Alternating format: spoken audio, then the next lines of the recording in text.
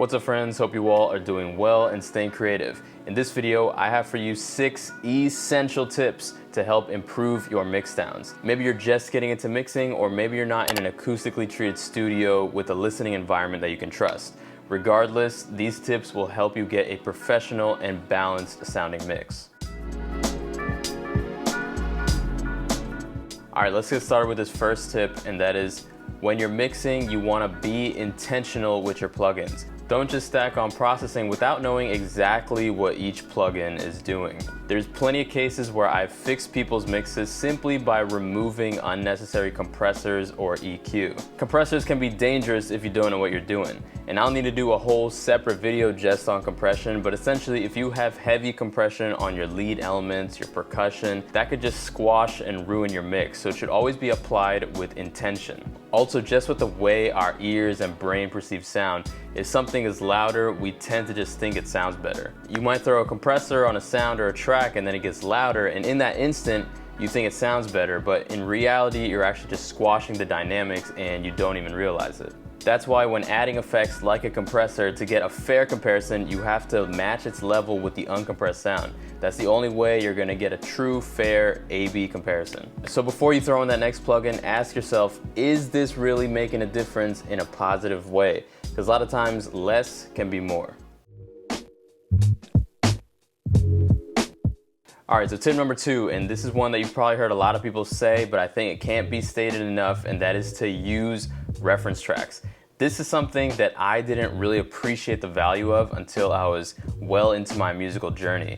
I think it was kind of like an ego thing. I just thought that I was too good for a reference track and I didn't feel like I was copying, but I had it all wrong. Reference tracks help your productions and your mixes so much. What you want to do is pick a professionally mix and mastered track that matches the vibe and energy of what you're going for. Really pay attention to everything in the reference track, you know, how the drums hit, where the bass sits, how the vocalist plays, everything, and A/B compare that with your track to see if you're at least in the same ballpark in terms of balance and energy. And this helps a lot with the production process as well. We've all done this where, you know, you're working, especially by yourself, and you're working on a track and you're hyping yourself up about how good the track is. And then, you know, you listen to it the next day or a couple days later and it's just not as good as what you thought, and it's not up to par. What I love about reference tracks is that you get immediate feedback on your percussions. When you flip back and forth between the reference and your track, you can immediately tell if and where your track is lacking, and you get that instant feedback. And as a side note, in production, you're not using the reference track to copy, but instead you're using it as a reference of quality, a gold standard that you're trying to achieve. When it comes to mixing, I like to use a spectrum analyzer such as Voxengo Span to get a visual representation of the track's frequency balance. Compare your track's frequency response with the reference that you chose. Pay attention to any big dips or peaks and look at the tonal balance. Are your lows too loud? Are your highs too quiet? Are you lacking the mids? A spectrum analyzer can help you spot problems that you might not catch with just your ear. Now for tip number 3, and that is to slap a limiter on the master channel. And no, this isn't just to make your track loud, this is to identify which parts of your track are pushing the hardest and eating up the most headroom. What you want to do is start pushing the gain on the master limiter and then see which elements trigger the limiter first. If you notice that the kick and the snare are always triggering the limiter before anything else, that's a good indication that you probably need to compress those or turn them down. That way, when it gets into the mastering process, the mastering engineer has more headroom to push into the limiter, and that's gonna make your track louder and more full. Quick little aside, if you're digging the content so far, I'd appreciate if you can like this video and subscribe to the channel if you haven't already. Now let's get to tip number 4.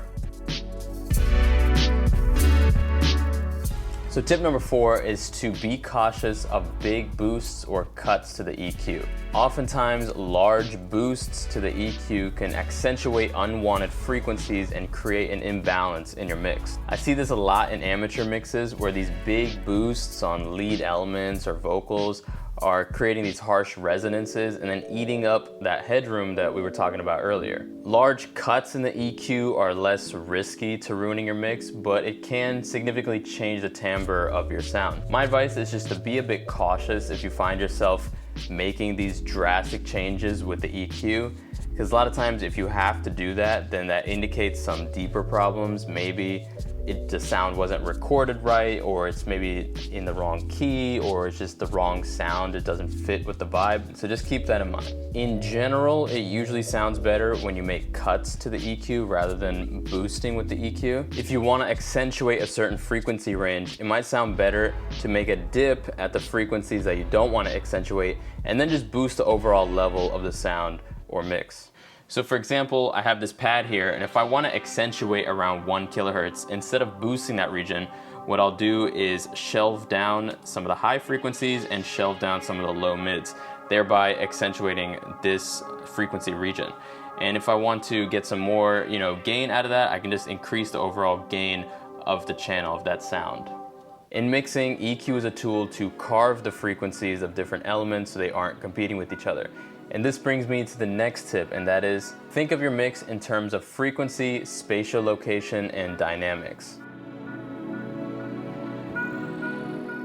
Overlapping frequencies in different instruments can lead to masking, which means they'll compete for space and make your track muddy. And then there's spatial placement, which is the position of sounds in the stereo field or how close up or far away they sound. I like to visualize the mix as a space along 3 axes, like a cube. You have left and right, which is your stereo field.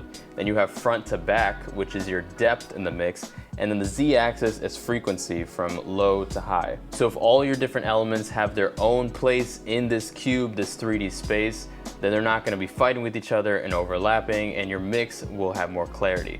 Now the other part of this is dynamics. If you have a lot of dynamic sounds playing at the same time, it can kill your headroom, especially if their transients are lining up.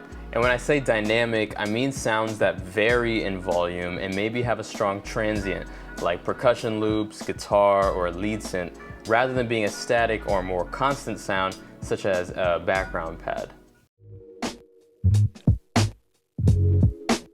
Okay, and now for the last tip, and that is pay attention to your arrangement. What do I mean by that? Many times, a bad mix is just the result of a poorly arranged track. And this ties in with the previous tip. If you've arranged your track in such a way where there's just sections where there's a lot going on and there's not really enough space for elements to breathe and shine, then even the best mixing engineer might not be able to salvage your mix. So let's say, for example, you've created 4 synth elements, right? You got an ARP, maybe a chord, a pad, and then some plucked synth. Rather than having all of those elements play at once, it might help if you arrange your track in such a way where maybe only 2 of those elements are playing at the same time, or just 1. And then you can make progressions of different sections that have variations of those elements. That way you're not just stacking all these sounds that have a similar frequency range on top of each other, and you're giving each of these synth elements their time to shine. Alright, and there you have it, 6 tips to help you improve your mix downs. Leave a comment down below with some of your favorite mixing tips, and don't forget to hit that like button if you enjoyed the video. Subscribe for more tips and tutorials, and I'll catch you in the next one. Peace.